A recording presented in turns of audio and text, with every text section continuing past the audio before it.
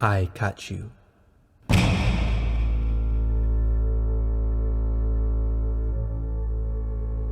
I not afraid of you, Mr. Man. I not afraid of your devout ignorance. Think it make you special? Make you a big man in your people eye? You is a duppy now, hiding in nothing but flesh and bones.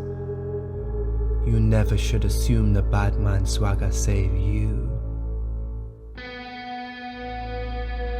Your mother's milk bit on your mouth of deception and lies. Mr. Man, she never heard you. She never see you. So you never know where you must learn to reach inward, to move forward, to know, to grow. Your art never beat with a rhythm of kindness, as no lullaby sung in your ear, to swallow you with a sweet and gentle refrain. Your shadow moves to wear a mask for prey on and mock other soul broke from within them chest.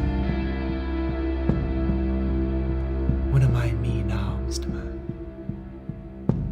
My roots replanted and watered with hope and blooming in life lessons granted.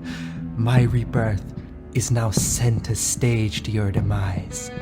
You believe you rule and conquer, heralding a Union Jack. But the truth is, I am here. I am one of the good ones.